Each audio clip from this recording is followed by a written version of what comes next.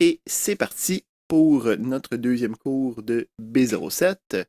On va commencer avec la correction des exercices sur les bases qu'on avait vues la semaine passée. Les différentes solutions vont être disponibles sur Leia, mais on va les regarder ensemble à l'instant même. Donc, le premier exercice demandait de faire juste l'utilisation de saisie puis de calcul. Donc, on ne voyait rien de book, on ne voyait rien de tableau, on ne voyait rien de méthode, quoi que ce soit. C'était juste pour se remettre dans l'utilisation de différentes instructions. Donc, on demandait de faire un programme qui va permettre de saisir un nombre de provinces. On avait des rois là, qui veulent savoir c'est qui a le plus grand royaume. Puis on a donné des points pour différentes parties du royaume. Donc, les provinces, les duchés, puis les domaines. Puis on voulait savoir c'était combien le pointage total de chacun des rois. Donc, il fallait se faire un petit programme qui permet de trouver c'est quoi le pointage total de ton royaume. Donc, pour être capable de faire ça, il faut être capable de faire des saisies. Donc, les saisies, on avait vu que le console read line était capable de faire la saisie. Quand on travaille avec une saisie, par contre, par défaut, c'est des chaînes de caractères, c'est des strings. Donc, il faut faire attention si on veut les utiliser dans des calculs arithmétiques, des additions, des subtractions, des multiplications. Il faut être capable de prendre cette chaîne de caractères-là, puis de la convertir en valeur numérique. Donc, on avait vu la classe convert et ses méthodes toInt quelque chose pour être capable de convertir des valeurs numériques. Donc, ici, on a juste un petit message qui me demande donc j'ai combien de estates, j'ai combien de duchies, j'ai combien de provinces pour les pointages initiales. Pour chacun, j'ai une saisie de l'information. Ensuite, je convertis ça en valeur numérique. Puis à la fin, j'ai sauvegardé ça à l'intérieur d'une variable que j'ai déclarée avec le type approprié. Donc, quand j'exécute ça, ça me demande les trois informations où je peux rentrer les valeurs à l'intérieur pour être capable de ensuite prendre les différentes valeurs, lui donner les points associés. Donc, on s'était dit que c'était 1 point par domaine, 3 par duché, 6 par province. Puis, une fois qu'on a ces différentes valeurs-là, on trouve un nouveau total qu'on affiche directement dans notre solution.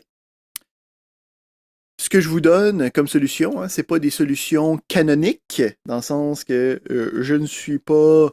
la solution n'est pas divine, ce n'est pas la seule solution possible. Le principe, c'est que quand on regarde des solutions, on se demande est-ce que ça rapproche à qu'est-ce que nous, on a fait pour être capable de bien répondre, bien comprendre les différents concepts qu'on avait besoin. Donc, il y avait plusieurs variations possibles. On pouvait utiliser, surtout dans l'affichage, à la place d'utiliser directement la concaténation, on peut utiliser l'interpolation à la place avec le signe spécial. On avait aussi la possibilité de remplacer le total directement par l'élément à l'intérieur. Donc, on est bon avec ça. Ça, c'est bon, ça, c'est bon, ça, c'est bon. Fait que, on est bon avec ça. On a notre première question de fait. Est-ce qu'on a des interrogations par rapport à ça? Ici, je vais quand même passer assez vite. Là, Le principe, c'est que on est supposé déjà tout avoir vu ça. C'est comme se remettre dans la sauce, se remettre dans le bain pour être capable d'avancer dans les parties plus intéressantes.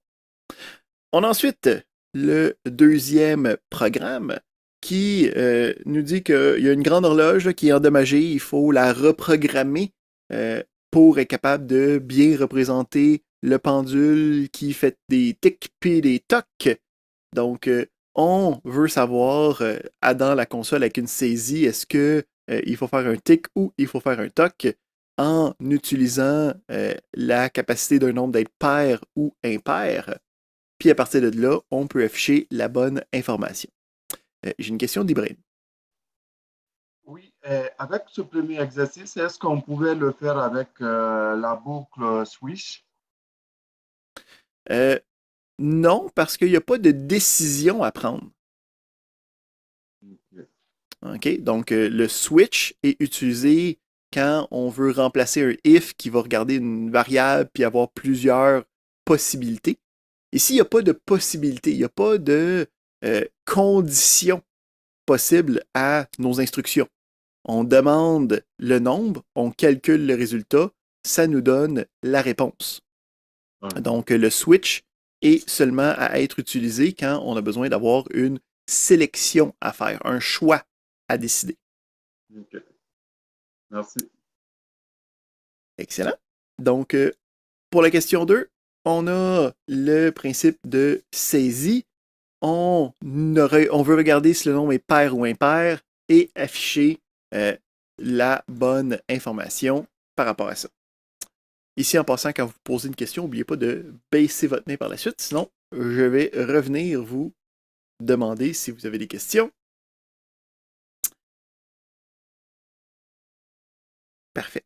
Donc, à quoi ça ressemble ce deuxième exercice-là? C'est un classique de petits programmes de petits programmes à faire. On a la saisie initiale, on l'a vu dans notre dernier numéro. On veut déterminer est-ce qu'un nombre est pair ou impair. Donc, pour être capable d'utiliser ça, on utilise l'opérateur de restant ou l'opérateur modulo qui nous permet de savoir si un nombre est pair ou impair. Donc, le modulo 2 d'un nombre va toujours me donner soit 0, soit 1. Puis ça va me permettre de détecter est-ce que quelque chose est pair ou impair. Donc, avec le if ici, on a le modulo 2. Si c'est égal à 0, on a le résultat. Ici, on a un élément qui est intéressant parce que quand on a une conditionnelle qui a seulement une instruction, on peut omettre les accolades à l'intérieur.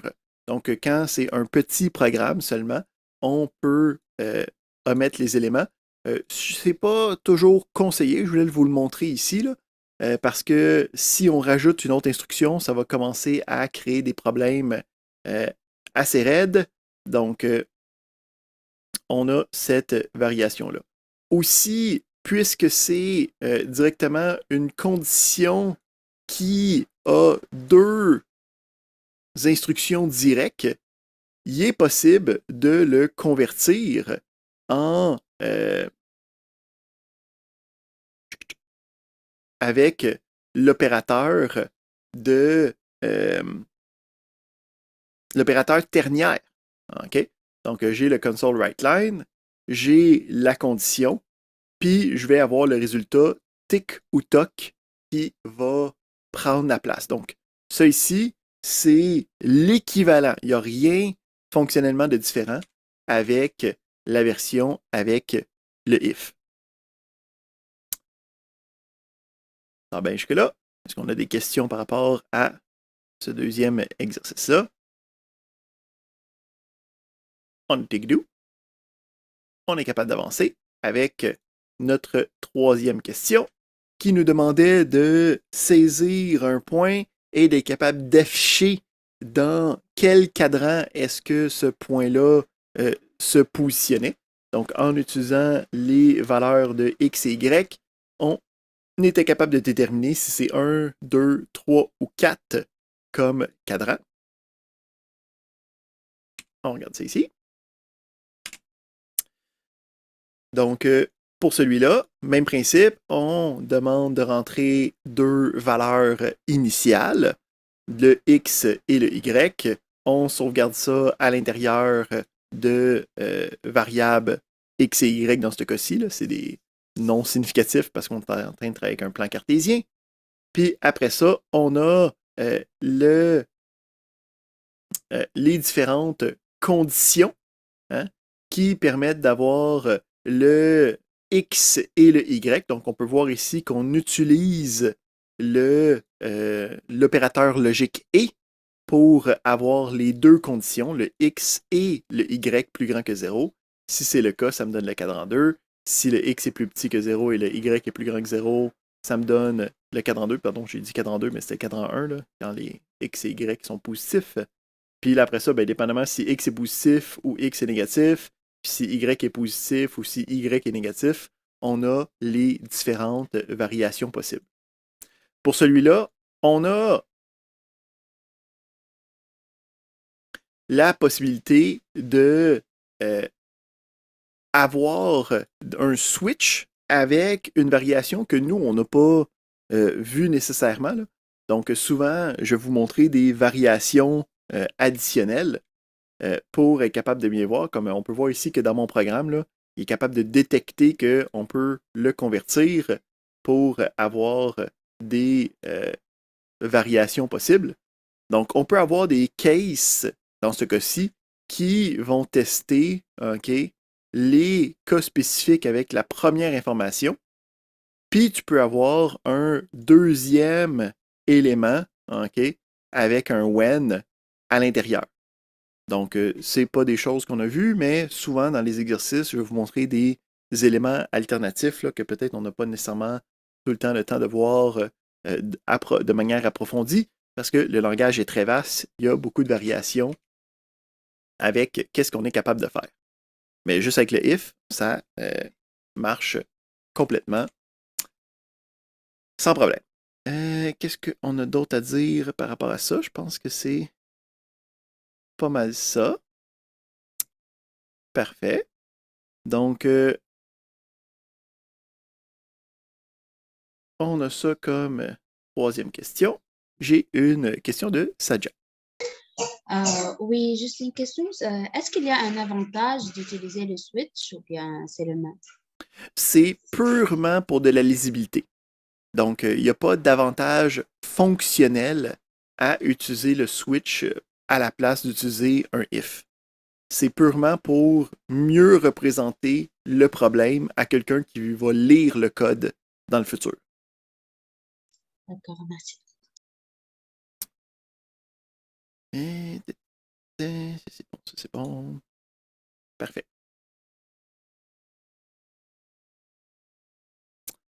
Et on terminait avec la quatrième question qui nous demande de faire des méthodes. Donc, des méthodes, ça doit être un bloc de code qui va être réutilisable.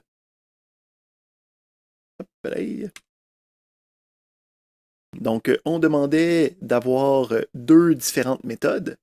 Une première qui va avoir un retour qui est de type int. Le nom de la méthode, c'est ask for number. Puis, on recevait un paramètre d'entrée qui était du texte, qui était une question qu'on allait poser. Donc, le principe ici, c'est j'ai la méthode avec la signature donnée. Donc, la signature, c'est l'entête, la première ligne d'une méthode avec ces informations sur le nom de la méthode, les types de retour, les différents types pour le paramètre d'entrée. Donc, on a à l'intérieur l'affichage, la saisie et le retour qu'on voulait avoir. Encore une fois, il y a différentes variations ici. Là. Le number, il est juste utilisé, mais on pourrait en fait le convertir pour avoir directement le return du convert. Ça marcherait aussi. Donc, le premier affiche le message, fait la saisie, puis ensuite retourne le résultat de la saisie qui était une chaîne de caractères qui a été convertie en valeur numérique, puis qu'on peut utiliser par la suite. On avait ensuite une deuxième variation qui me demande de prendre une valeur à l'intérieur d'un champ ou en fait de borne, d'un range. Donc, on avait le string, mais on avait ensuite les valeurs minimum et les valeurs maximum. Donc ici, on peut dire je boucle. Je utilise en fait ma première méthode. Hein, je ne suis pas obligé de réécrire les choses, j'ai déjà fait. Donc, j'utilise ma première méthode. Si la condition est remplie, donc si c'est à l'intérieur des bornes, donc si c'est plus grand que min, puis si c'est plus petit que max, ben je peux retourner le nombre. Donc, dès que je tombe sur un return, hein, on se rappelle, ici je l'ai construit pour que ce soit représentatif de ça, que ça retourne directement hein, sans continuer l'exécution. Dès que je tombe sur un return, ça ne va pas continuer. Donc, la boucle while true, là, qui serait une boucle infinie, le principe, c'est que je peux sortir de là parce que j'ai un return quand j'ai mes conditions qui sont remplies. Encore une fois, j'aurais pu avoir d'autres versions, j'aurais pu avoir des while true tant que un résultat est plus petit que min ou plus grand que max. Donc, tant que c'est pas correct, je continue. Après le while, j'aurais pu avoir une condition. Donc, on a une panoplie d'options sur les bonnes réponses. Ça, c'en est juste une parmi plusieurs. Est-ce qu'on a des questions par rapport à ça? Donc, après ça, on demandait de le remplacer là, dans une de nos autres fonctions. Là. Donc, on peut utiliser cette méthode-là à la place dans notre autre programme. J'ai une autre question d'Ibrahim. Oui. Au niveau de la boucle while, est-ce que le if, on pouvait directement la mettre comme condition avant que, comme on met le while, si le nombre est supérieur ou égal à min et le nombre est inférieur ou égal à max, après on fait le traitement? Oui, ben, cette condition-là aurait pu être utilisée dans le while, mais il aurait fallu qu'il y ait des modifications à la condition. Parce que le while se répète tant que la condition est bonne. OK. Hein? Puis lui, c'est la condition pour dire qu'il faut arrêter, il faudrait sortir du... Fait qu'il faut inverser les éléments ici. OK. Hein? Il faudrait dire que si le nombre est plus petit que min, il faut recommencer. Ou, à la place du et, si le nombre est plus grand que max, il faut recommencer. Donc, le principe de la condition peut être utilisé dans le while à la place, mais il faut tourner la condition pour que ça fonctionne avec le principe de ça continue tant que c'est vrai. OK. Merci. Excellent. Donc, ça fait le tour des différentes questions de notre dernier cours. On est maintenant prêt à passer à notre matière principale d'aujourd'hui, qui va être la programmation orientée objet. Avant de se lancer directement dans la programmation orientée objet, par contre, il y a deux petits sujets autour de ça que je veux regarder avec vous, là, que on réutilise souvent. Donc, le premier petit sujet supplémentaire, ça va être le principe de syntaxe simplifiée pour des méthodes. Donc, souvent, on va avoir ce genre de méthode. OK? Donc, la méthode a un retour, la méthode a des paramètres d'entrée, puis la méthode, sa seule instruction, la seule chose que ça fait, ça va faire un calcul quelconque, ou en tout cas, ça va retourner immédiatement. Il y a juste une instruction qui est l'instruction de retour. Donc, quand on a ce phénomène-là, j'ai une méthode qui a seulement une instruction de retour, j'ai une syntaxe simplifiée possible pour cette méthode-là. Donc, la syntaxe simplifiée va être, on a la même signature, en fait, je peux même la transformer, on a la même signature, mais à la place d'avoir des accolades avec le return, j'enlève tout ça.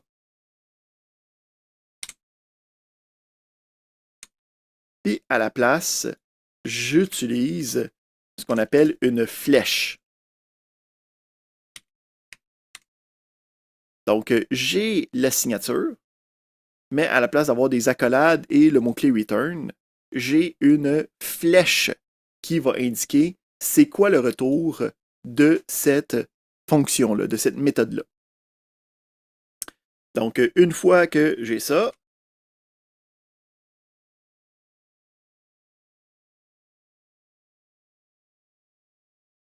on peut utiliser la méthode sans problème, OK? Puis ça va donner le même résultat que notre première variation. Donc, quand on va avoir des petites méthodes, on va souvent préconiser la syntaxe simplifiée, juste pour qu'on aille moins de lignes superflues de ce qu'on appelle du boilerplate, du stock qu'il faut toujours que tu réécrives, mais qui ne sert pas à grand-chose. On a une deuxième sujet spécial. En fait, il y en a trois. Bon, il y en a trois sujets spéciaux. Deuxième sujet spécial, ça va être une nouvelle structure de données, ou une nouvelle manière de représenter de l'information. Donc, on a vu le principe de type, les int, les double, les strings, les booles pour représenter certaines valeurs possibles. Les int, c'est des valeurs numériques, les int, c'est des valeurs textuelles. Mais souvent, dans des problèmes, on va vouloir représenter des états. Une série possible d'états. Puis, j'ai pas de représentation spéciale dans une variable qui me permet de représenter facilement ces états-là. Donc, ici, j'ai un exemple où je veux avoir une variable qui va avoir à l'intérieur une saison. Donc, des saisons, il y en a 4 possibles. Il n'y en a pas plus que 4. Il n'y en aura jamais plus que 4. Il y en a 4 de possibles. Fait que j'ai pas de variable qui est spécifiquement adaptée pour être capable d'avoir une liste d'états possibles. Je pourrais utiliser d'autres variables courantes pour être capable de le représenter. Je pourrais utiliser une chaîne de caractères. Mais là, la problématique, c'est que si je commence à essayer de sauvegarder la saison en tant que chaîne de caractères, ben, si, mettons, je fais une faute de frappe dans le nom de la saison, ça ne me donnera pas d'erreur. Ça va juste mettre hiver de à la place de hiver, puis le programme va commencer à casser de plein de manières le fun. Une autre possibilité, ça va être de quantifier chacun des états, fait que dire que 1 c'était l'affaire, 2 c'était l'affaire, 3 c'était l'affaire. Mais encore une fois, si je rentre une valeur qui est erronée, il n'y aura pas d'élément derrière pour me dire que j'ai fait quelque chose de pas correct. Fait que, il existe en C# le principe d'énumération, des énumes, qui va me permettre de régler cette problématique-là. Donc, les énumérations existent pour être capable de représenter une série d'états possibles à l'intérieur d'un nouveau type de variable. Donc, les énumérations vont être utiles, puis quand on a une liste d'états possibles, puis pour être capable de les utiliser, ça se fait en 2 étapes. La première étape, ça va être de faire l'énumération elle-même. Donc, je peux utiliser le mot-clé enum, suivi du nom de l'énumération. Ça va être le nom que je vais utiliser plus tard. Puis après ça, en accolade, les différents noms des états. Donc, on peut voir ici, c'est des noms directs. C'est même pas des chaînes de caractères. Il n'y a pas de guillemets, il n'y a pas rien. Ici, quand on définit des nouvelles choses, on va vouloir faire ces définitions-là à la fin de notre programme. Donc, on va prendre cette habitude-là. Même principe avec les méthodes. On va voir que quand on va déclarer aussi des classes dans quelques minutes, on va voir qu'il faut déclarer ça à la fin du programme, en haut de nos instructions principales. Que nos instructions principales soient au-dessus de ça. Donc, on va avoir une énumération. Donc, un enum. C'est moi qui décide du nom de l'énumération. J'ai mis season. La convention demande qu'on met une lettre majuscule. Puis ensuite, on a les différentes énumérations. Une fois que j'ai cette énumération-là, je vais pouvoir déclarer des variables de ce type-là, de cette énumération-là. Donc, je déclare une nouvelle variable. Comment je déclare une variable? J'utilise le type. Ben là, j'utilise le type season que je viens tout juste de créer. Puis, je donne un nom de variable quelconque que je veux utiliser dans mon programme. Ensuite, quand je vais vouloir manipuler les valeurs de cette variable-là, quand je vais vouloir assigner quelque chose, ben, je vais pouvoir utiliser les différents états seulement. Je ne pourrai pas utiliser aucune valeur, je ne peux pas utiliser aucune représentation autre que les différents états possibles que j'ai énumérés à la fin de mon fichier. Donc là, on peut voir ici que mon autocomplétion m'aide. Les différentes valeurs, ça va être le nom de l'énumération, point, le nom de l'état que je veux représenter. Donc ici, dans ma saison, j'ai maintenant la représentation de l'été qui est disponible à l'intérieur de mon programme. On a ensuite l'utilisation de cette information-là. Donc, je peux utiliser cette valeur-là directement, mettons quand je veux faire une comparaison. Donc, ici,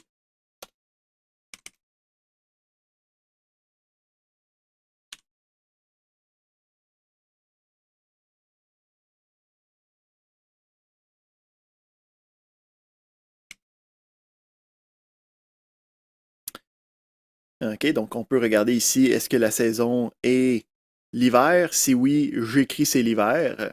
Puis en ce moment, ben, c'est pas marqué parce que j'ai mis que c'était l'été. Si je change ça ici, ben, quand je l'exécute, on peut voir que la comparaison s'est faite, puis ça me le donne. En ce moment, j'ai des squiggly jaunes là, parce qu'il voit que ça a peu de sens qu'est-ce que je suis en train d'écrire parce que ça va toujours être vrai ou ça va toujours être faux, ou en tout cas, ça va toujours être parce que là, c'est une valeur statique. Là. Mais le principe reste là où j'ai une valeur possible qui est représentée dans une énumération, puis après ça, je peux utiliser cette énumération-là par la suite. Est-ce que ça va bien pour les énumérations?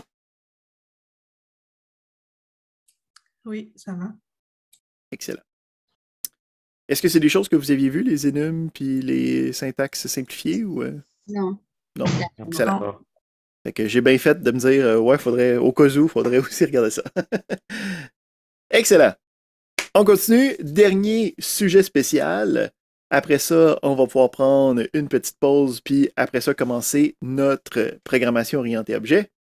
Ça va être les tuples, donc, ou des tuples en anglais.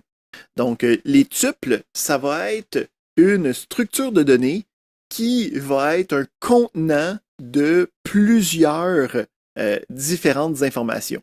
Donc, c'est semblable à un tableau. C'est juste qu'on n'a pas besoin de les créer dynamiquement, contrairement au tableau. Puis, on va voir aussi qu'on va pouvoir utiliser des éléments qui vont être nommés plutôt que des éléments qui seront accédés avec un numéro de case. Donc, le principe d'un tuple, ça va être une variable qui va contenir plusieurs informations. Ah oui, aussi une information importante avec les tuples.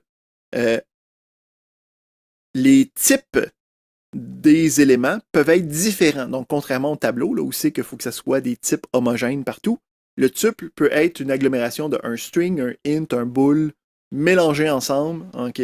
C'est pas une problématique.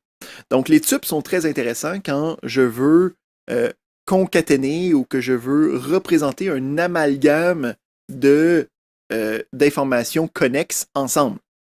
Donc, ici, on va se donner un exemple. On va regarder. Donc, on a un tuple. Comment est-ce que je fais pour représenter un tuple? À la déclaration. OK, à la déclaration, j'ai le nom de la variable. En avant, j'ai le type. Ben là, le type va être spécial. Ça va être une série de types.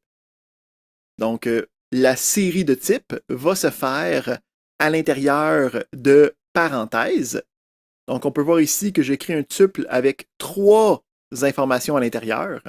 La première qui est une chaîne de caractères, la deuxième qui est un int, la troisième qui est un int. Fait que score, c'est un tuple de 3 éléments. OK?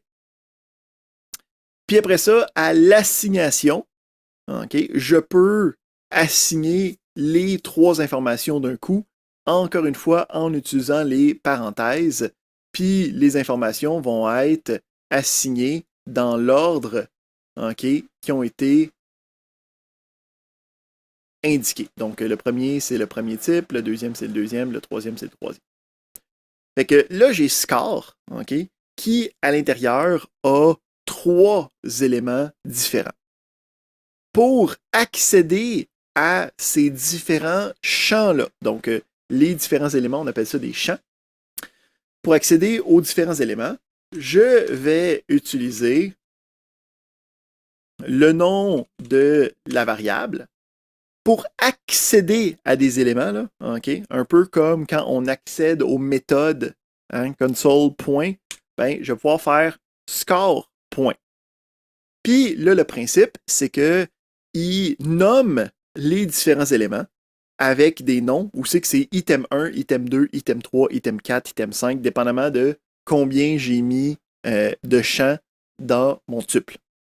Donc ici, je peux aller chercher, admettons, le nom que j'ai mis dans mon score en allant chercher l'item 1. Donc je peux voir ici, l'information a été sauvegardée. Si on essaye de le modifier, OK. Donc, je l'avais seté à quelque chose initialement, mais je peux aussi l'utiliser comme destination d'assignation. Donc, je peux modifier l'item 1, hein, qui était le string, qui était initialement R2D2. On va garder, la thématique. Donc, c'est C3PO qui a été modifié. Donc, on est capable d'aller chercher le nom derrière. Qu'est-ce qui est encore plus intéressant, par contre, avec les tuples, c'est qu'à place d'avoir des noms de champs qui s'appellent item 1, item 2, item 3, on peut avoir des noms de champs. Donc, je peux avoir ici le name, les points, puis le level de notre score. OK? Puis, ça ne change rien à l'utilisation d'items. Donc, si je continue, je peux voir que ça continue à fonctionner. Mais à la place d'utiliser le nom d'item, je vais pouvoir utiliser le nom du champ que j'ai créé à la création du tuple. J'ai une question d'Ibrahim. Oui, dans le fond, là, avec l'item 1, on a pu remplacer le R par comme C3P0. Est-ce que le string, là, il peut être remplacé ici par un int, mettons? Non. Donc, encore une fois, il faut faire attention. Les types, okay, restent statiques. On n'a pas le droit de modifier les types d'un élément. OK? OK. Autre chose, est-ce que... qu'est-ce que je voulais dire? OK. Voilà. Est-ce que le tableau initial, le score initial, il va être comme au fil du temps, il va être avec le C3P0 parce qu'on l'a mis dans une variable. Et est-ce que le tableau initial, il va être toujours de même? Avec le Faire attention ici, je vais rattraper ton langage. Ce n'est pas un tableau, c'est un tuple. Okay? La construction est un contenant de plusieurs éléments, là. Mais on appelle juste ça des collections. Fait qu'il y a plusieurs types de collections. On a des tableaux. Là, c'est un tuple. La forme et le nombre de champs du tuple ne peut pas changer à travers la vie du programme. Donc, ici, j'en ai créé 3 champs. Il va rester à 3 champs pour le restant de ses jours. Est-ce que c'était ça ta question? Oui, c'était ça la question. Excellent. Mais Parfait. attends, une autre question avec le C, genre, parce qu'au fil du temps, quand on l'utilise, est-ce que le score.item C, là, est-ce Mhm. qu'elle est nécessaire dans le sens où il ne serait pas mieux de le remplacer directement dans le type de départ que de le mettre dans une variable? Ben ici, les tupes, c'est juste un outil parmi tant d'autres, là. OK, On va voir, plus on avance, puis plus on va se développer différents outils pour avoir des collections d'informations, là, on va commencer à jaser lequel qui est le meilleur dans quelle situation. OK, Donc, d'accord. ultimement, le tuple va être pour des éléments qui vont être éphémères. Donc, admettons, OK, j'ai un retour que je veux retourner plusieurs informations. Je vais mettre ça dans un tuple rapidement pour être capable de l'utiliser avec une méthode. OK? Si j'ai des problématiques plus larges, un problème qui a besoin de toujours réutiliser quelque chose qui ressemble à un score avec 3 éléments, on va voir qu'il existe d'autres collections, en fait, d'autres structures de données, particulièrement la programmation orientée objet avec les classes, qui vont pouvoir beaucoup mieux nous servir que juste un tuple. OK, d'accord. Merci. Il y avait une autre question. Est-ce que je peux assumer que j'y ai répondu par la bande en répondant à Ibrahim? Je peux assumer que oui. J'assume que oui. Parfait. Non, j'ai une Donc, question, oui. ben oui, Désolé. vas-y. À la création de tuples, Mhm. est-ce qu'on est toujours obligé de suivre l'ordre string, int, ou bien on peut jouer selon nos besoins? C'est totalement selon tes besoins. OK, Donc, c'est-à-dire à le la principe du création, on peut tuple, faire ce qu'on veut. exactement, c'est juste une collection de types. Fait que tu veux C'est-à-dire un quand on bool, va le bool, créer, int, string, string, bool, string, pas de trouble. OK, c'est-à-dire c'est juste après la création, étant donné que après, il doit être figé, mais à la Exact, création, on peut faire ce qu'on veut. On fait ce qu'on veut. exactement. OK, Ça peut merci avoir la beaucoup. forme que tu veux. OK, c'est ça ma question, merci. Excellent. Tu devrais changer la batterie de ton alarme de feu. On a donc l'item, ok, donc c'est l'item 1, ça va changer, mais à la création du tuple, si je spécifie les noms, je peux à la place utiliser ok, le nom du champ que j'ai créé pour être capable, on peut voir ici que ça continue à changer ça en C3PO. Puis ici, je peux remplacer ça par name aussi. Donc, je peux soit utiliser la nomenclature item numéro ou sinon le nom du champ pour que ce soit plus expressif, pour que ce soit plus explicite. Il y a aussi quelque chose d'intéressant où souvent je vais avoir, admettons, comme je disais, c'est souvent utilisé, admettons, pour retourner une information avec plusieurs éléments à l'intérieur. Là. Donc souvent, je vais vouloir partir d'un tuple puis avoir des variables déconstruites. Donc, ce que je peux faire, c'est je peux avoir des variables, puis je peux faire une assignation ok, à différents éléments.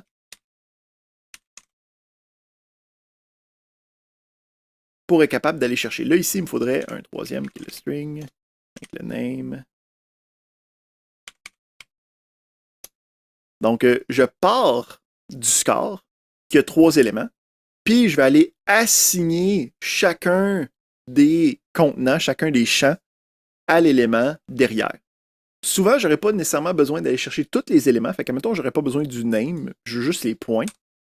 Je peux à la place utiliser le underscore pour dire, gars, ce champ-là, parce que c'est toujours l'ordre, hein?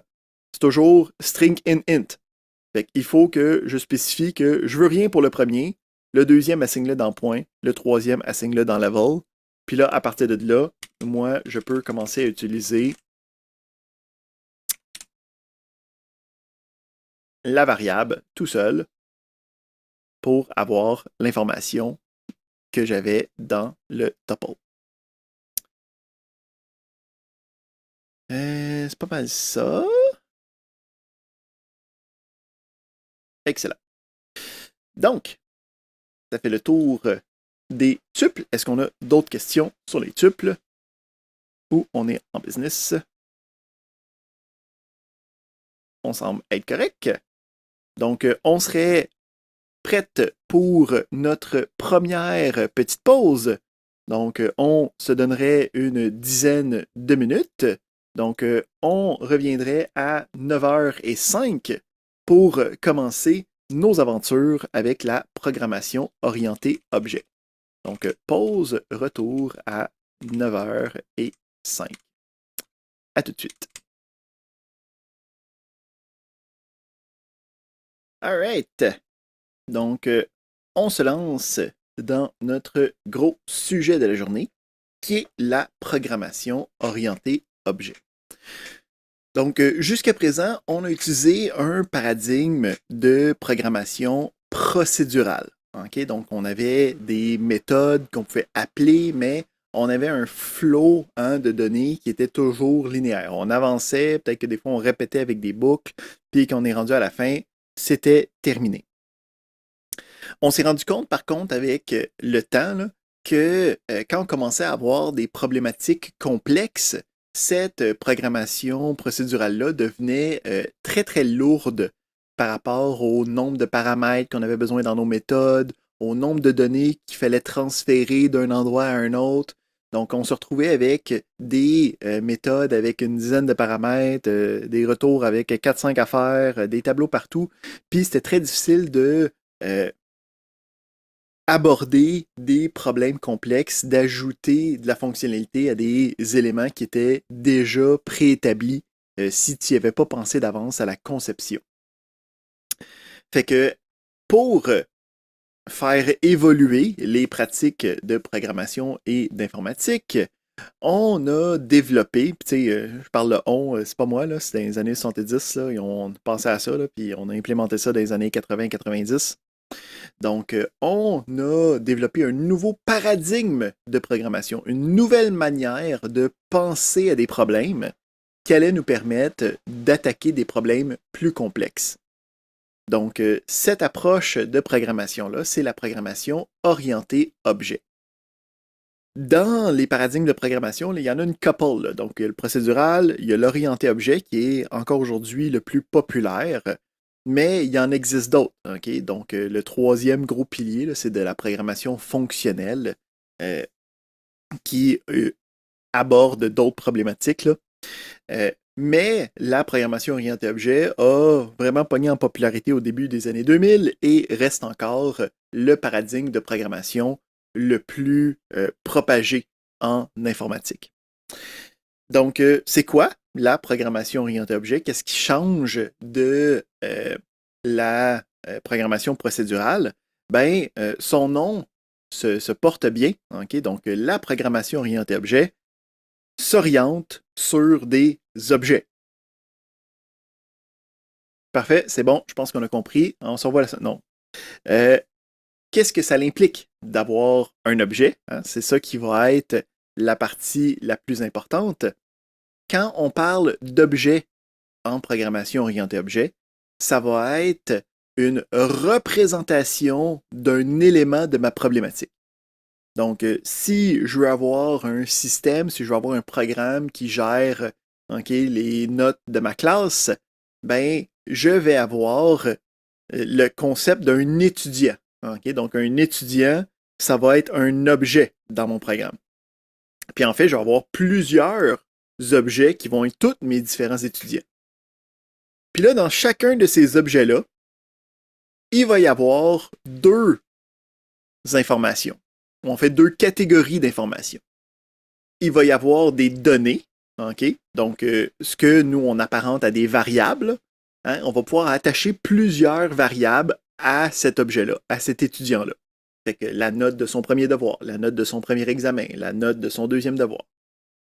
Puis, on va pouvoir aussi attacher, c'est là la chose très novatrice, on va pouvoir attacher des comportements. On va pouvoir attacher des méthodes à cet objet-là qui vont seulement être utiles avec les informations que l'étudiant attrape.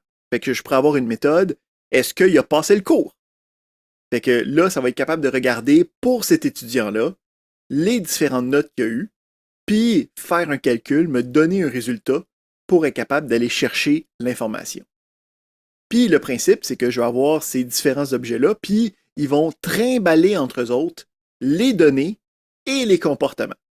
Fait que quand je vais passer ça à une autre méthode, quand je vais passer ça à une autre partie de mon programme, toutes les informations vont venir avec, tous les comportements possibles vont venir avec.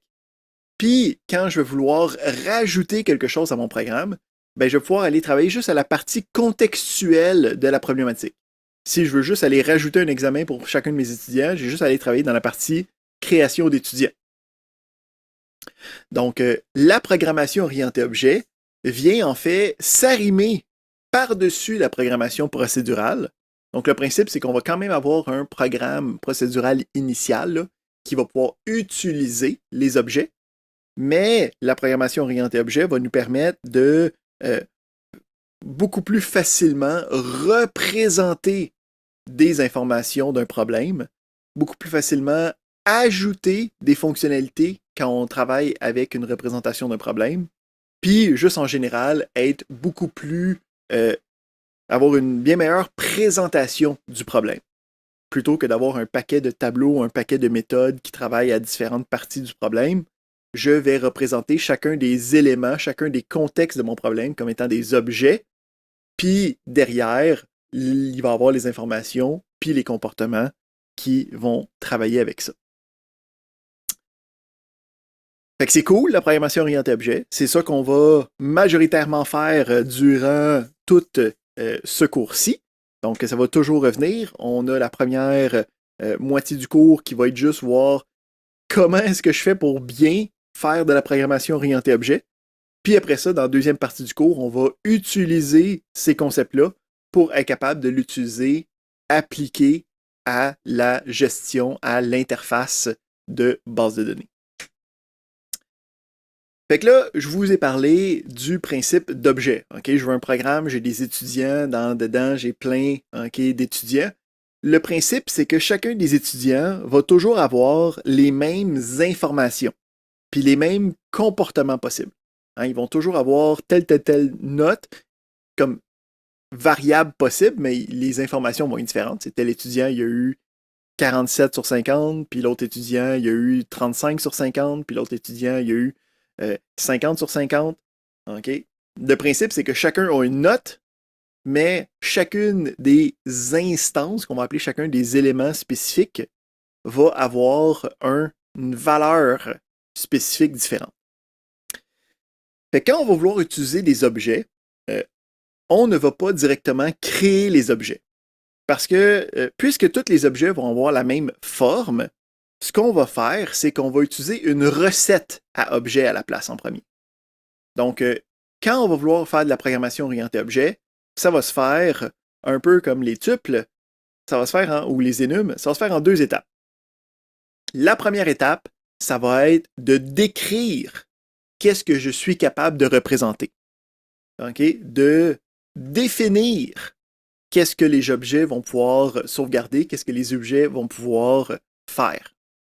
Donc, ce principe-là, d'avoir une recette qui me permet de faire quelque chose avec par la suite, en programmation orientée objet, la recette à objet, ça s'appelle une classe. Donc, quand on parle de classe, on parle d'une description de qu'est-ce qu'un objet va pouvoir sauvegarder, puis qu'est-ce qu'un objet va être capable de faire. Fait que la classe est une description, la classe tout seul, ça fait rien. Okay? Donc, c'est comme si j'ai faim, je sors mon livre de recettes, je sors une recette de gâteau, puis je la regarde vraiment fort, ben, je peux la lire autant de fois que je veux, tant que j'ai juste la recette, je vais avoir encore faim. Okay? Donc, on va commencer à parler à comment écrire la recette, puis après ça, on va regarder comment utiliser la recette pour être capable d'avoir des éléments plus tangibles dans mon programme. Alright. Fait qu'on veut regarder notre ami la recette. Donc, la recette, c'est une classe. Hein?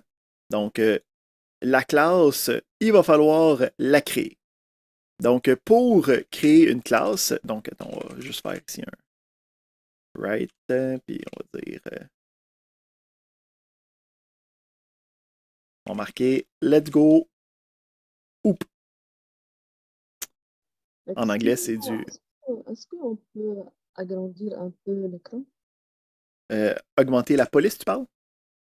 Mais juste celle de machine, du programme et celle du cours. Mhm.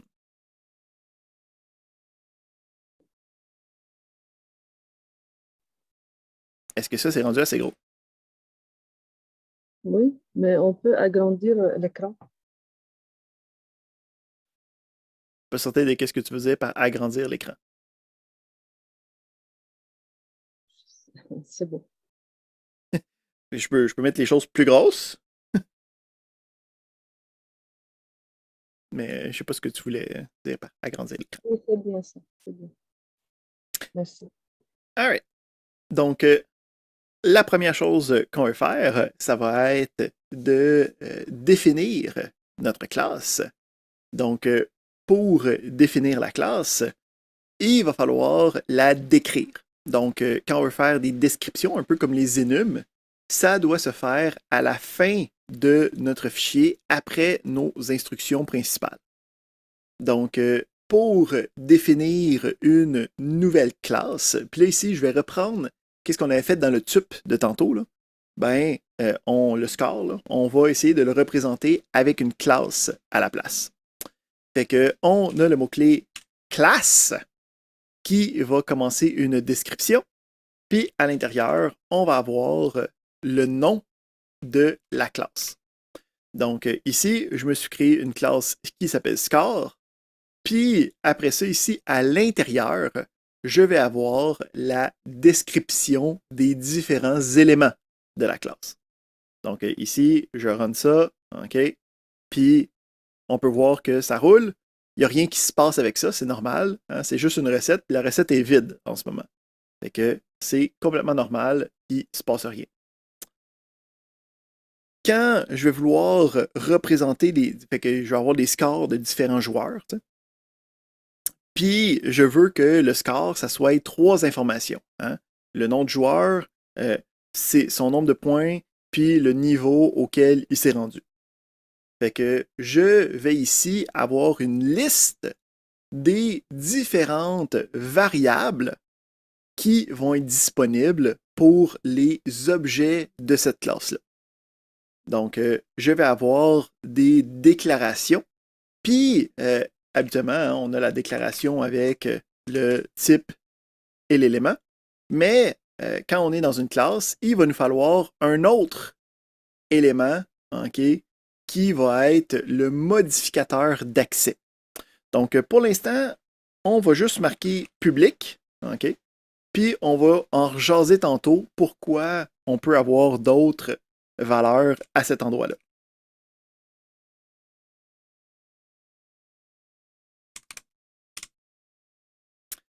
Il faudrait que je mette les bonnes informations.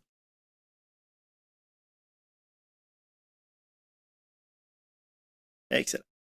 Donc, avec ça, j'ai changé la description de ma classe.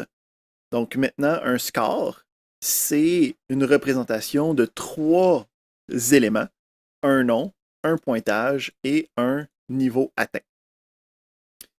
Encore une fois, ça ici, c'est juste une recette. OK? Il n'y a rien qui se passe directement avec cette description-là. On a aussi, avant de regarder comment l'utiliser, là, hein, le principe de la programmation orientée objet, ça demande d'avoir 2 éléments. Ça demande d'avoir des données, puis ça demande d'avoir des comportements, des méthodes. Donc, avec la déclaration de ma classe, j'ai pu mettre des variables à l'intérieur des données, mais je peux aussi mettre des méthodes. Donc, je peux avoir une méthode avec un retour qui dit est-ce que tu as reçu une étoile.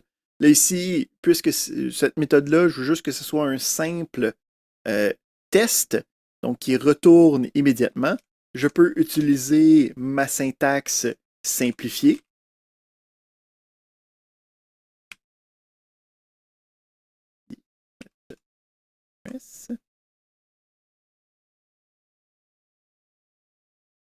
OK? Donc ça, c'est la même chose que si j'avais mis les accolades puis tout le kit, c'est juste la syntaxe simplifiée de la chose. Mais on peut voir ici que j'ai maintenant une méthode qui est à l'intérieur de la classe. Qu'est-ce qui est intéressant, c'est que quand je suis en train d'utiliser des méthodes qui sont à l'intérieur de la classe, je peux accéder à ces différentes variables de l'instance. Donc, je peux accéder à la valeur de points que ce score-là va avoir à ce moment-là. Puis, je peux accéder à la valeur du niveau à ce moment-là pour déterminer est-ce que ça l'a réussi automatiquement. On peut voir ici que la méthode n'a aucun paramètre d'entrée. Okay? Puis c'est ça la force de la programmation orientée objet. Dans les différentes méthodes, on va avoir un accès privilégié aux données qui font partie du contexte. Comme ça, je n'ai pas besoin d'avoir un paquet d'éléments. Okay? Je n'ai pas besoin de me faire une méthode qui reçoit les éléments, puis que là, je ne sais pas ça vient de où, puis comment le sauvegarder, et ainsi de suite.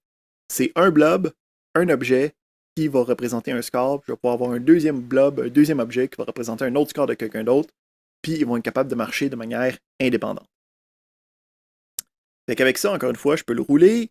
Il ne se passe rien de plus, hein, parce que la classe, c'est seulement la description, hein, c'est seulement la partie qui me dit « je suis capable de faire ça ». Donc, il faut être capable ensuite de faire ce qu'on appelle une instance de la classe.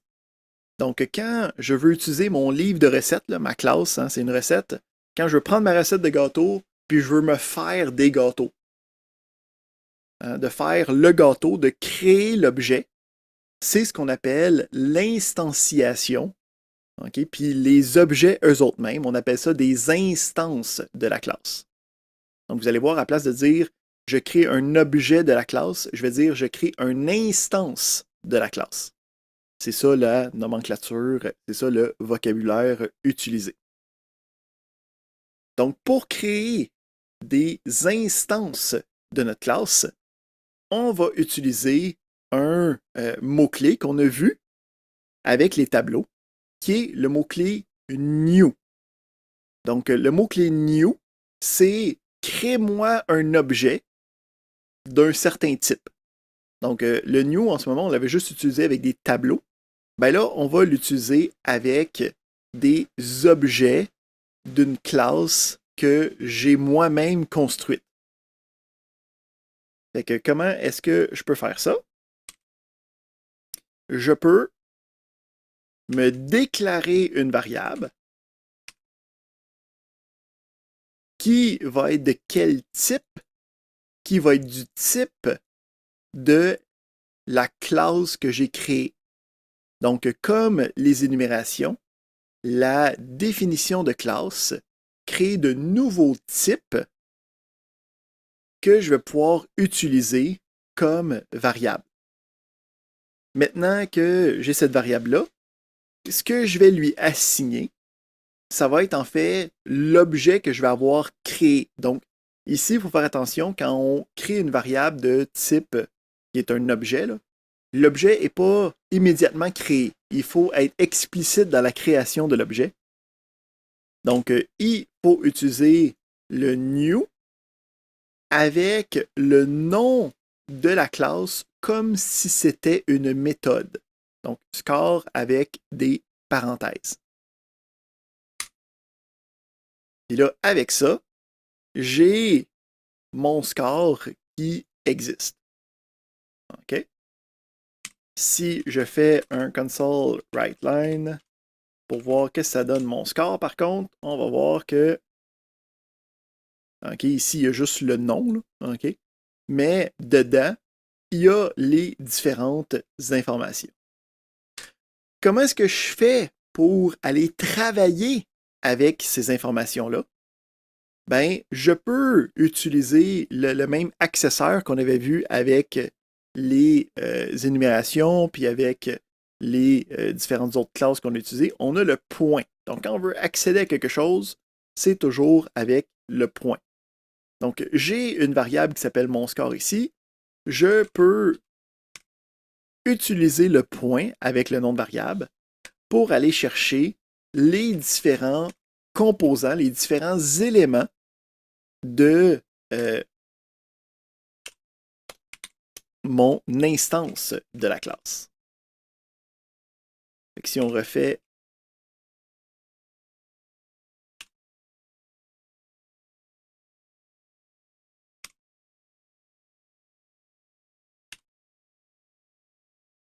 qu'est-ce qu'on avait fait la dernière fois, j'ai maintenant, OK, ma variable qui va avoir les différents éléments sauvegardés à l'intérieur. Puis, c'est pas tout. Je peux aussi utiliser les différentes méthodes. OK? Donc, ici, avant de faire ça, on va juste démontrer.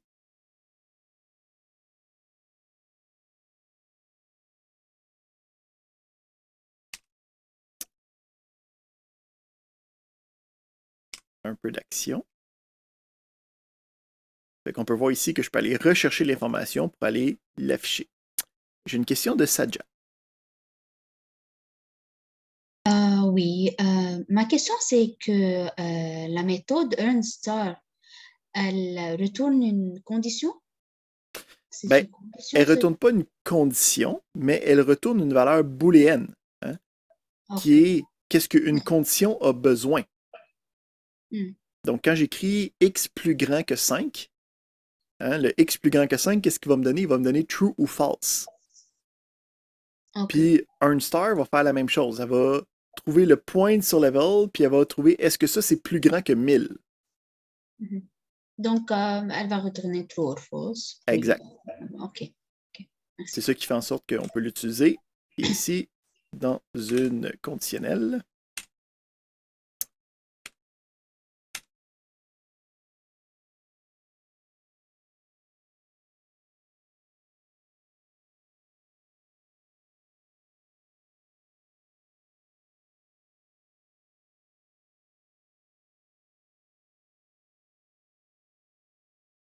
Là, ici, il faut faire attention parce que si on regarde, on dit le points par level, il faut qu'il soit plus grand que 1000. Là, on a un petit peu trop d'éléments. Fait que quand on a vu que ça a sauté par-dessus le if, mais si je l'essaye avec une bonne condition, donc ça divisé par 1000, ça va donner plus que ça divisé par ça va donner plus que 1000.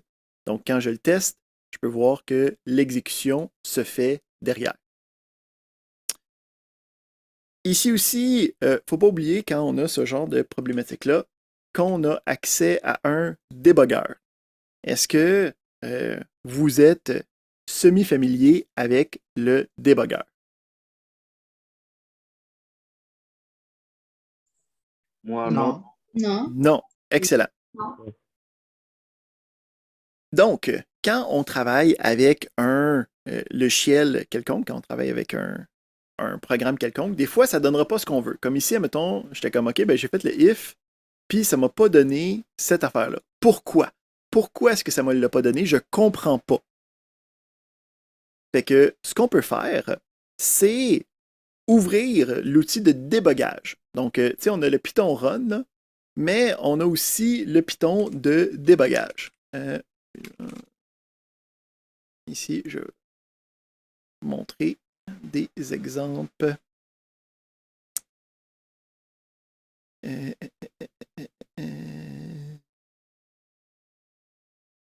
Du même principe. Donc, quand on est à gauche ici, là, on peut voir qu'on peut cliquer dans la marge. C'est la même chose dans Visual Studio. Là. Donc, tu peux cliquer dans la marge. Puis quand tu cliques dans la marge, la ligne il va y avoir un petit point rouge qui apparaît. Là. Puis la ligne va maintenant être ce qu'on appelle va maintenant être en point d'arrêt. Donc, si on regarde là, à quoi ça ressemble dans Visual Studio, c'est le même principe. C'est à gauche complètement dans la marge. Tu peux cliquer, ça devient un petit point rouge. Puis tu peux mettre un breakpoint, un point d'arrêt. Fait que le principe ici, c'est que quand tu vas exécuter ce programme-là en mode de débogage, okay, donc quand tu payes sur ton F5 là, pour partir ton affaire,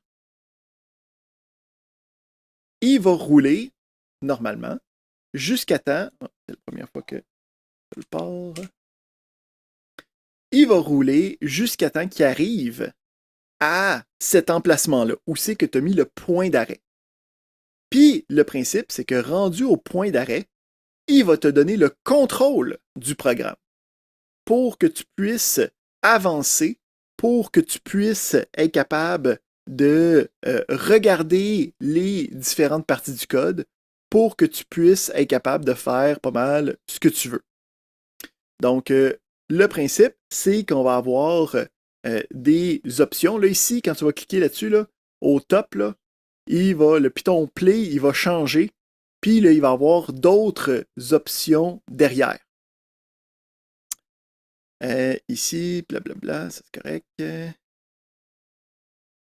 que si je démontre un petit peu le principe.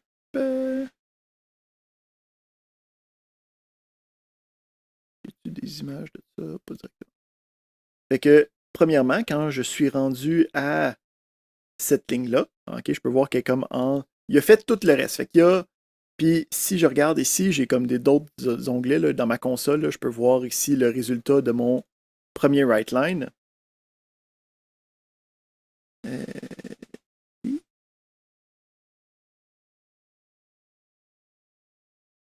Oups, j'ai cliqué sur le stop. Et sur le debug.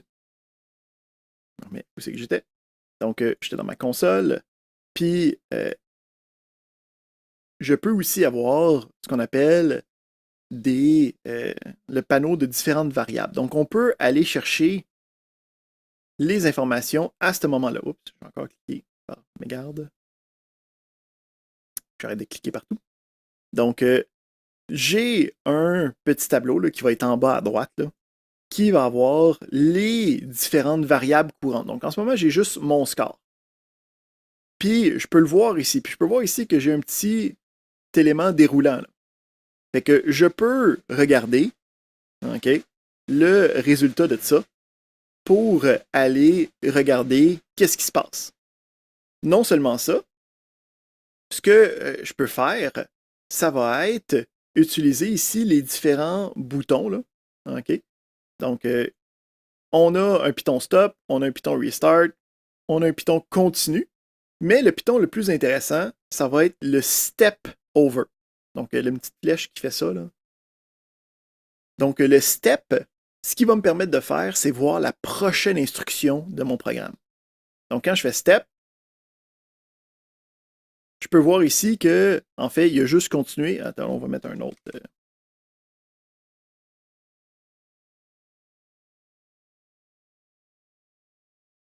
On va se mettre juste une autre instruction puisqu'il n'y en avait pas d'autre après. OK, donc ici, je fais mon step. Puis quand j'ai fait mon step, je peux voir ici qu'il a terminé. Puis, dépendamment de ton application, là, ça va te dire voici les choses qui s'est passées. Je peux voir que ça l'a retourné false. Puis, je peux comprendre maintenant que le earn star a pas été a retourné faux. C'est pour ça que j'ai pas eu le contenu ici. Puis là, je peux commencer à aller voir, earn star, il ressemblait à quoi, et ainsi de suite. Donc, je peux vraiment voir chacune des actions que je vais faire au fur et à mesure. Donc, le mode de débogage nous permet d'utiliser des points d'arrêt pour être capable de trouver des erreurs ou trouver des incongruités dans le programme. Parfait. On a donc notre classe qui a un objet. L'objet a des variables qu'on dit d'instance. Ces variables d'instance-là peuvent être assignées. Puis une fois qu'ils sont assignés, quand j'appelle des méthodes qui ont rapport à ce score-là est utilisé de manière indépendante. Puis le principe, c'est qu'on peut avoir plusieurs variables qui sont de la même classe. Donc ici, je peux me créer un deuxième score. OK. Sans problème. Fait que j'ai maintenant deux variables qui ont des scores. Le A et mon score. Puis les deux vont avoir des valeurs indépendantes.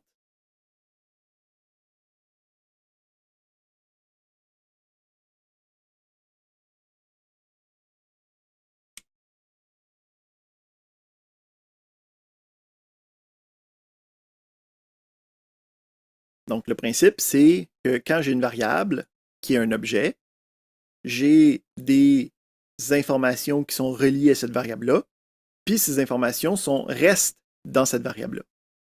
Si je me déclare une autre variable du même type, de la même classe, ils vont avoir les mêmes noms de variables d'instance, les mêmes noms d'attributs qu'on appelle, mais derrière, ça va être des valeurs différentes. De la même manière que quand je me fais un gâteau, ben, je peux me faire avec la même recette un gâteau au chocolat qu'un gâteau à vanille. Puis les deux gâteaux existent. Les deux, c'est des gâteaux. Il y en a un qui est au chocolat, il y en a un qui est à vanille, puis c'est correct. T'sais. Les deux, ils ont un type de gâteau sans problème. Excellent, excellent, excellent. Ça, c'est bon, ça, c'est bon.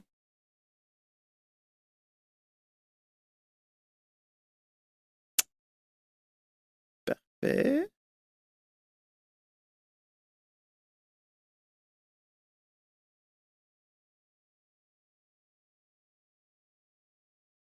Je vais m'assurer qu'on a tout. Ouais. OK. Fait qu'on a le principe fondamental de classe, d'instanciation de classe, qui crée les objets, puis d'utilisation d'objets dans un programme. Donc, le principe, c'est on a notre programmation orientée objet qui, après ça, s'utilise dans notre partie procédurale pour être capable de simplifier les différents problèmes que je peux attaquer. On va aller voir des variations, des manières différentes de travailler avec la création de la classe pour se faciliter la vie.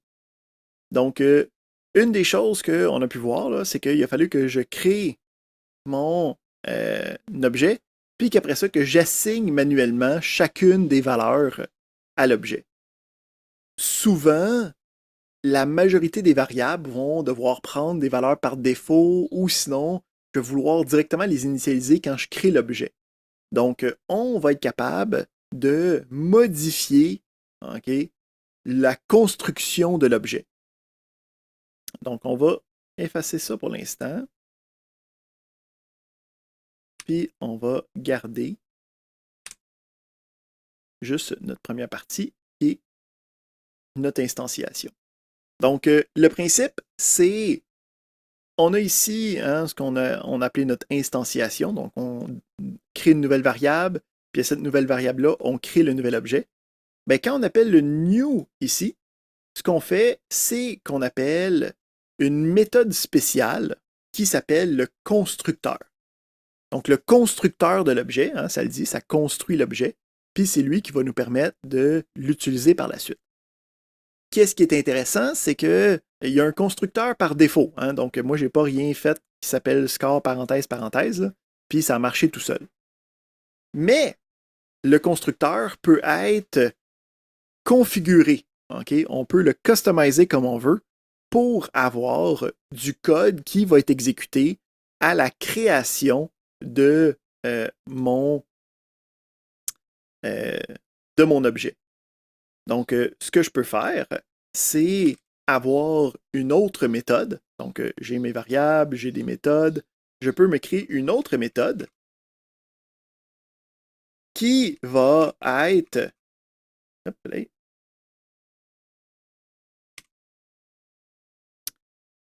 le nom de mon objet. Le nom de la méthode, ça va être le nom de ma classe. Puis, qu'est-ce qui est intéressant, c'est que ça, c'est une méthode spéciale. Là. Cette méthode-là n'a pas de retour.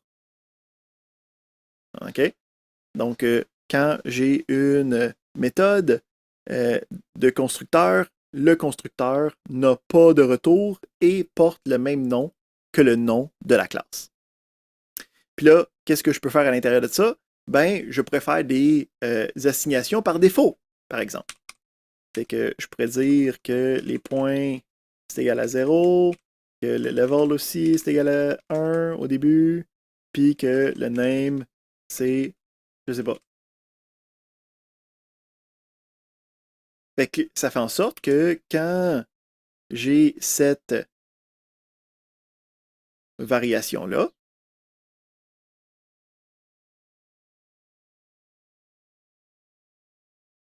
même si j'ai rien à l'intérieur, lui, il va être capable d'assigner des éléments, donc de faire une partie de code qui va être exécutée quand je fais la création de l'objet. Donc, ça me permet souvent d'initialiser ou de faire des premières configurations à même la création de l'objet. Qu'est-ce qui est intéressant aussi, c'est souvent, je vais vouloir donner un nom. Donc, souvent ici, je voudrais te faire, ben là, en fait, moi, c'est parce que je veux avoir tout de suite un nom. Là, tu sais.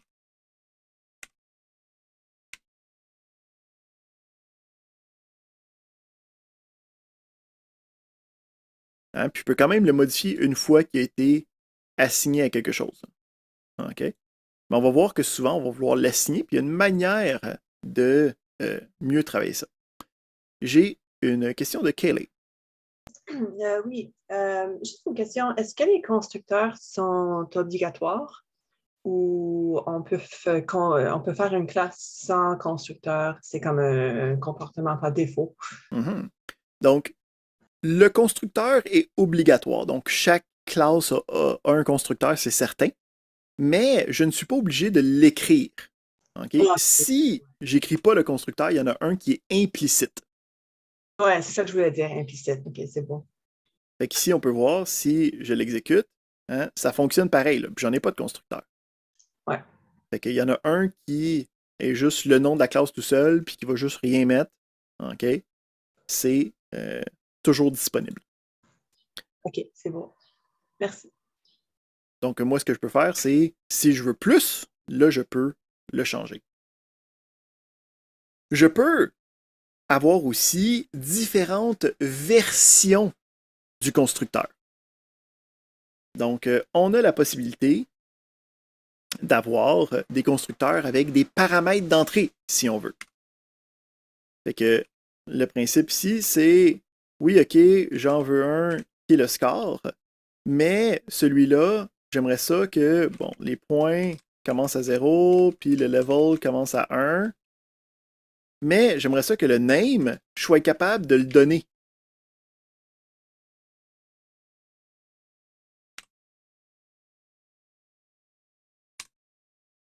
Fait ici, je peux avoir un deuxième constructeur qui va prendre un autre signature. Hein, donc, quand on parlait de signature, on parle de c'est quoi le nom, puis la liste des paramètres, puis les différents types. Donc, celui-là prend un string, puis il va être capable de prendre cet élément-là pour être capable de l'assigner au nom. Fait que là, ça fait en sorte qu'à la place d'avoir deux instructions, je peux, à la place, utiliser le deuxième constructeur, puis avoir directement la capacité d'assigner le nom à même l'appel du constructeur. Donc ici, juste pour bien regarder ce qui vient de se passer, on va mettre ça un petit peu plus petit. Donc, on avait le constructeur par défaut, mais là, je viens d'en écrire un nouveau. Puis, à l'intérieur, j'ai maintenant un paramètre d'entrée, n, que j'assigne au nom. Fait que je peux maintenant utiliser cette version-là pour automatiquement assigner une des variables d'instance initiale. Ça fait, si j'utilise l'ancienne version, ça marche pareil. Okay, donc, j'ai maintenant les deux qui sont disponibles. Puis, quand on a une méthode qui a le même nom, mais qui a plusieurs signatures, on appelle ça du polymorphisme. Okay? Donc, quand on entend du polymorphisme, c'est juste le principe d'avoir plusieurs formes. Donc, on est capable d'avoir des éléments différents à l'intérieur. Ça, c'est bon, ça, c'est bon, ça, c'est bon.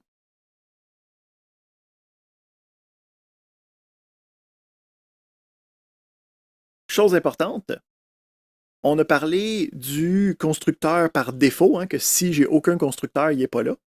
Mais il faut faire attention parce que dès que j'en ai un constructeur,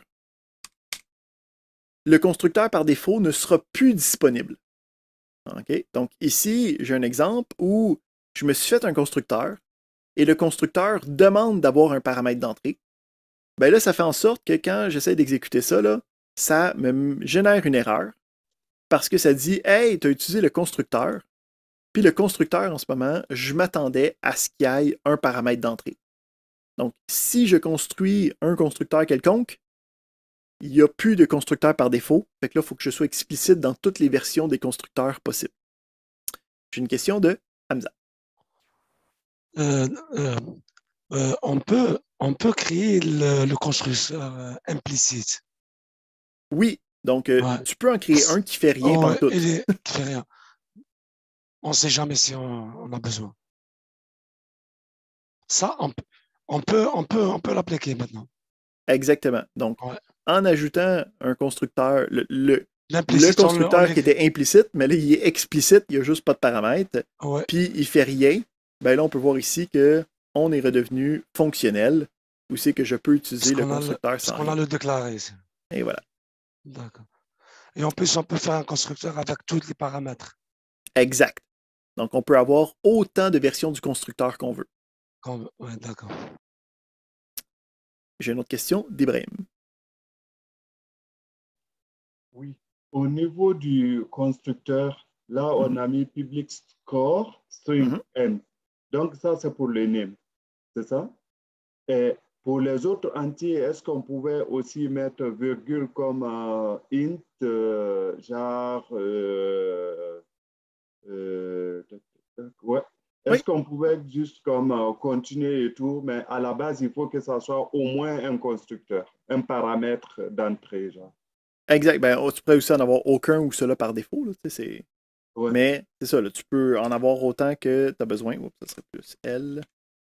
C'est déjà la bonne chose. Chose comme ça. OK, d'accord. En avoir plusieurs qui vont avoir différentes variations. OK, d'accord. Merci. Donc, beaucoup de flexibilité. C'est vraiment ça que ça apporte, la programmation orientée objet. On a... oui, une question de Rim. Oui. Si on n'a pas de constructeur par défaut, comment est-ce qu'on peut faire l'appel à la méthode, par exemple, ici, earnedStar? Donc, ici, le principe, c'est que ces méthodes-là sont seulement possibles sur des objets de cette classe-là. Donc, il va falloir avoir utilisé le constructeur quelque part avant. Exactement. OK? On n'a pas le choix. On va voir qu'il y a une variation là, dans une couple de semaines. Là, il y a des choses plus complexes avec les classes, là, mais on ne peut pas utiliser des méthodes sans avoir utilisé le constructeur pour avoir créé un objet de cette classe-là. Voilà. Est-ce que c'était ça ta question? Ou... Donc, il déclenche exactement. Donc, il déclenche une erreur pour dire qu'il n'y a pas de valeur, c'est ça? Oui, ben en fait, le principe, c'est si j'ai pas le mon score, là, je marque earn star direct, comme je le fais sur quoi, le earn star? Hein, parce qu'il faut avoir un objet pour être capable de faire le monscore.earnStar. Oui, c'est ça. Un objet avec les valeurs, je veux dire. Une instance. Une instance, exact. Oui, oui, c'est ça. Il faut avoir une instance pour être capable d'utiliser les différentes méthodes. Oui, d'accord.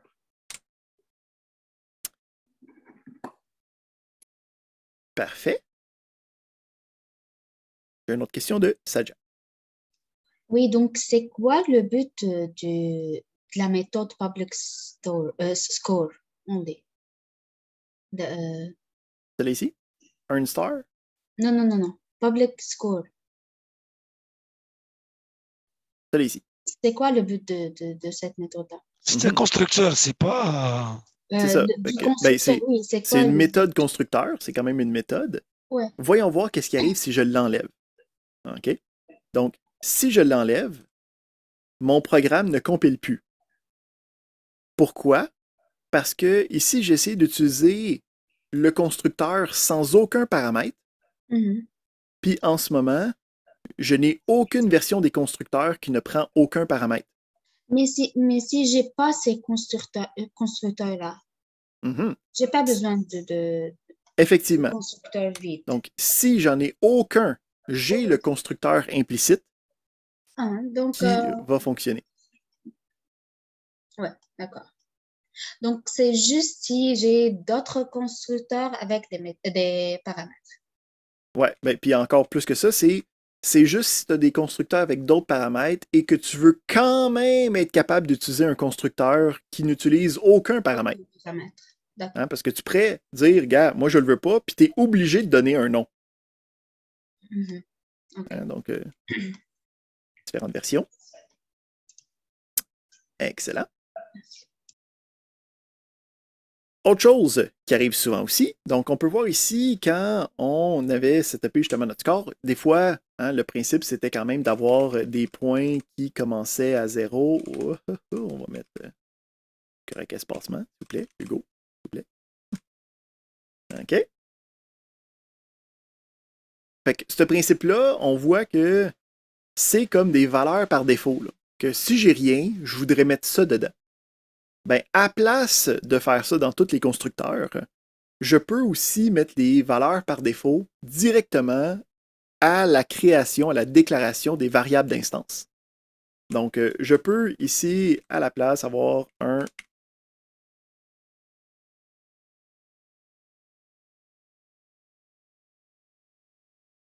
ce qui me permettrait d'enlever les assignations par défaut.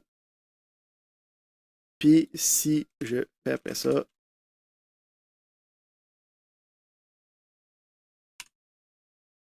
un exemple.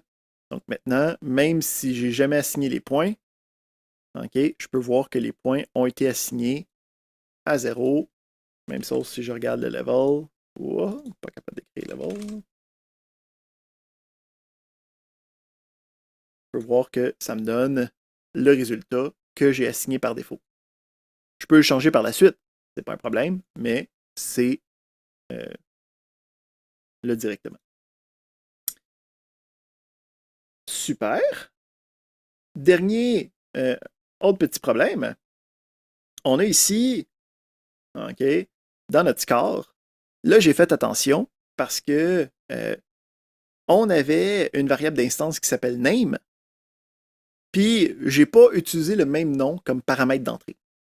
Mais c'est moins lisible, hein, c'est moins explicite. Surtout quand je vais commencer à utiliser mon constructeur, où c'est que là, je peux voir que comme ça me donne un indice là, de c'est quoi le nom du paramètre, puis de juste avoir le nom du paramètre n, c'est pas très explicite que c'est supposé être le nom du joueur. Fait que j'aimerais ça que ça s'appelle name ici aussi. Mais là, j'ai un problème.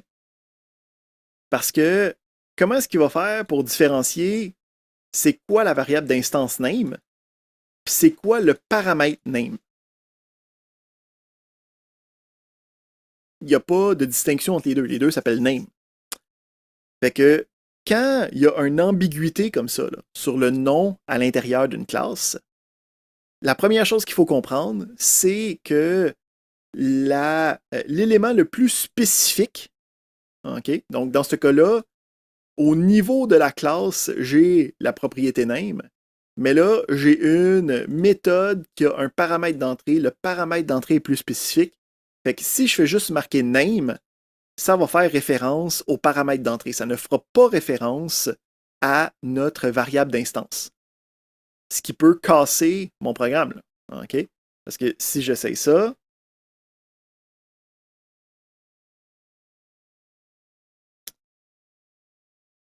je l'ai envoyé, puis ça ne l'a pas assigné dans la propriété, la variable d'instance name. Pourquoi? Parce que celui-là, ce n'est pas la variable d'instance name, c'est le paramètre d'entrée. Fait que quand on a un conflit de noms comme ça, il va falloir utiliser une syntaxe plus spécifique pour être capable de dire de manière explicite, non, non, non, celui-là, c'est celui-là de la classe. Je veux que tu ailles chercher la variable d'instance en ce moment, pas rien d'autre. Donc, pour avoir un accès à ce qu'on appelle la référence de la classe, je vais utiliser le mot-clé this. Donc, le mot-clé this, ceci, hein, donc l'objet courant, la chose avec laquelle je suis en train de travailler. Okay, dans d'autres langages, ça s'appelle self. Donc, le this, l'objet courant, c'est lui qui va avoir accès à tous les éléments okay, de notre classe. Habituellement, c'est implicite. Okay? Donc, si je fais juste marquer point, c'est comme si j'ai marqué this point point ou this point level. Mais quand j'ai une ambiguïté, je vais devoir l'écrire de manière explicite pour que le programme comprenne, okay, devant l'ambiguïté, lequel est lequel. Fait que maintenant, si je fais ça, pour être le plus explicite possible dans le constructeur, qui est une bonne idée.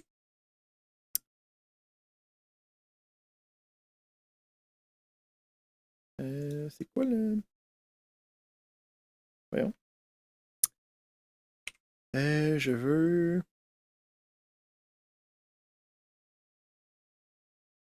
C'est quoi le ton pour faire ça? Contrôle F. Ouais, ok.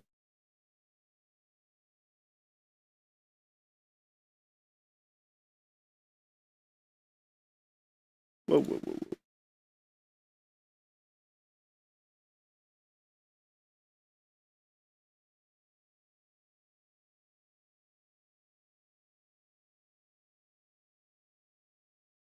Ah, non, ça marche pas. Bon. Ça fait des choses cool, mais ça a l'air que je n'ai pas regardé mes keybinds correctement.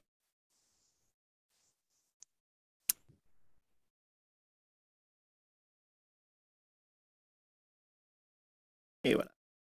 Avec ça, ça me permet d'avoir des noms de paramètres qui sont explicites, qui sont expressifs, puis ça me permet d'avoir l'assignation aux variables d'instance de manière explicite aussi.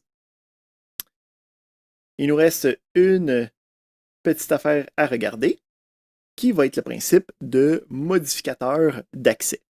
Donc, jusqu'à présent, le principe, c'est que j'ai accès à n'importe quelle propriété, n'importe quel attribut qui sont à l'intérieur de ma classe. Ultimement, on va voir que ce n'est pas une super bonne pratique de programmation pour des raisons qui sont plus au niveau de la conception, là. Mais on va voir qu'on veut essayer d'éviter le plus possible d'avoir toujours un accès à tout. Okay? Dans le même principe que, tu sais, mettons, je veux représenter un compte de banque. Hein? Fait que quand j'ai une application, je vais avoir dans mon application un objet qui représente mon compte de banque. Dans les variables d'instance de mon compte de banque, je vais avoir mon solde. Hein? C'est comme la chose la plus importante de mon compte de banque. Ben, si je suis la banque, je ne veux pas que mes utilisateurs aient un accès direct à leur solde. Je veux qu'ils soient capables de le voir, mais je ne veux pas qu'ils soient capables de le changer directement. Hein? Je veux qu'on ait des méthodes sécurisées, être certain que si tu fais un dépôt, que si tu fais un transfert, que tous les comptes sont corrects avant de commencer à faire les transactions. Donc, je ne veux pas qu'il y ait un accès direct aux différents éléments. Donc, qu'est-ce qui va se passer? C'est qu'on peut changer le mot-clé, okay, d'accès. Donc, public, hein, ça le dit, c'est que c'est public, n'importe qui peut l'utiliser, n'importe qui peut le changer. Si je ne veux pas que ce soit public, l'autre option, c'est private. Donc, quand c'est private, ça va faire en sorte que dans la classe, je peux toujours l'utiliser. Okay? Donc, même si c'est privé, à l'intérieur de la classe, à l'intérieur des méthodes de la classe, je peux toujours l'utiliser. Par contre, quand je vais essayer d'accéder à l'extérieur, hein, je ne suis plus dans ma classe, je suis dans mon programme principal, là. Quand je suis à l'extérieur de la classe, je n'aurai plus accès à ces éléments-là, autant en lecture qu'en écriture. Donc, on va avoir une relation fermée, une relation privée avec cette propriété-là.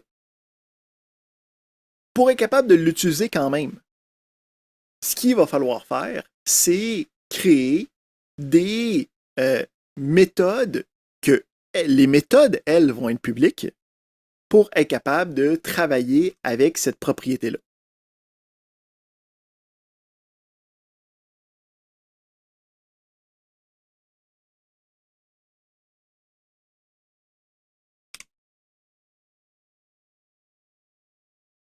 Ici, je me suis créé une nouvelle méthode. La méthode, elle est publique, qui s'appelle getName.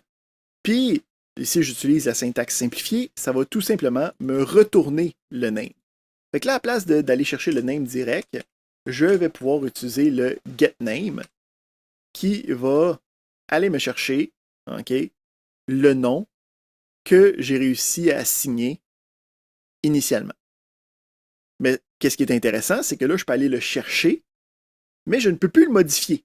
Ça veut dire que quand je crée mon score, le nom de l'utilisateur est maintenant figé. Ce qui est une bonne pratique de sécurité. Je ne vais pas pouvoir changer le nom de mon utilisateur en plein milieu de mon processus. Si je veux le changer, ben, je peux faire une méthode, encore une fois, qui va être pour la modification. Fait qu'admettons ici, je veux que mes points deviennent privés. Fait que je peux me faire un getPoints.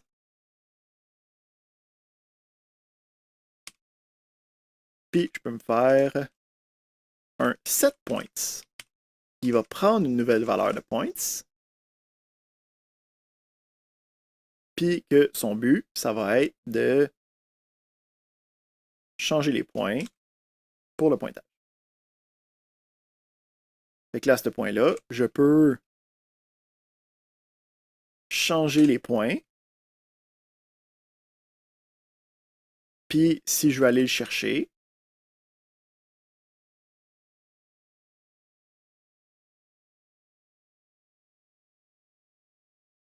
je vais pouvoir aller chercher les points. Là, qu'est-ce qui va être intéressant? Ça va être... des int. Il y a une virgule après le... Non, j'ai rien. Excusez.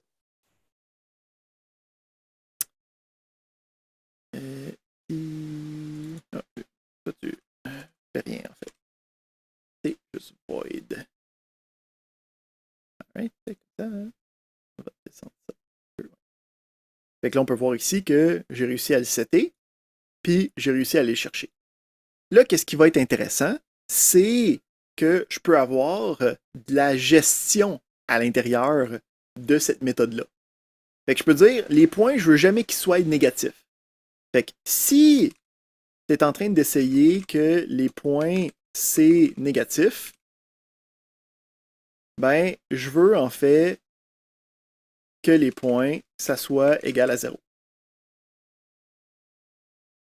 Fait que là, ici, je viens de dire, si c'est négatif, ça va juste être 0. Sinon, ça va être les points que tu as donnés. Fait que là, si je réessaye ça, si je mets 34, je peux voir quand je vais chercher, ça met bien 34. Mais si j'essaie de mettre moins 200, là, j'ai une gestion automatique. Ça va dire, non, non, moins 200, ça se peut pas, là. Tu vas juste être à 0 point. Donc, on va avoir ici ce qu'on appelle des accesseurs et des mutateurs, ou en anglais des getters et des setters, qui vont nous permettre de bien gérer les différentes propriétés à travers des méthodes d'accès. On va voir dans les semaines prochaines là, que ces variations-là peuvent être automatisées avec d'autres syntaxes. Là. Mais je voulais voir cette première version-là, là, parce que c'est comme la version canonique, là, la première version que tout le monde utilise dans tous les langages de programmation. On va voir que C# est conscient de ça, puis nous a des syntaxes simplifiées pour travailler avec ces éléments-là. Excellent! Fait que ça fait le tour des choses que je voulais voir avec vous aujourd'hui. Donc, ça va mettre fin à notre partie magistrale. Encore une fois, je suis en train d'enregistrer, donc je vais arrêter l'enregistrement. On a ensuite, pour le restant de la période, des exercices à faire. Donc, on a 4 petits exercices, 4 programmes qui vont traiter sur les différents éléments qu'on a vus aujourd'hui. Le restant de la période est prévu pour ça. Est-ce qu'il y a des questions avant que je termine l'enregistrement d'aujourd'hui?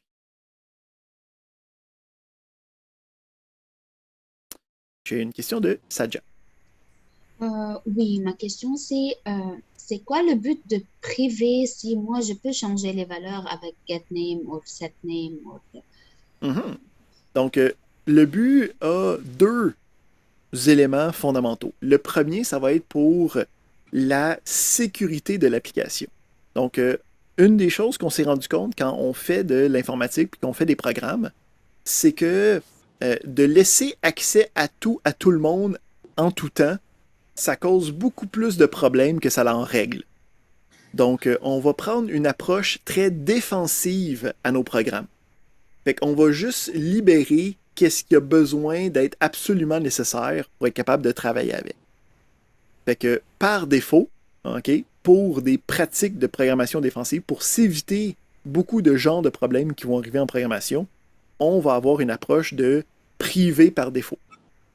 La deuxième raison, plus sur l'utilisation de la chose, c'est qu'en mettant des éléments intermédiaires, en ayant des méthodes intermédiaires, ça me permet de faire de la gestion de cet attribut-là. Comme on vient de voir ici, là, en ce moment, c'est impossible que mes points deviennent négatifs. Parce que dans mon système, je ne veux jamais avoir de points négatifs. Je ne peux pas faire ça si je l'ai juste mis public. Parce que quelqu'un pourrait assigner une valeur négative directement. Oui, j'ai compris. Merci. Excellent. Autre question de Rim. En passant, si je massacre vos noms, clarifiez-moi. Là. Non, c'est correct. Tout à l'heure, vous avez parlé de polymorphisme. Est-ce que vous pouvez nous expliquer un Oui, peu? on va y revenir quand on va aller plus en détail dans les propriétés puis les méthodes. Là.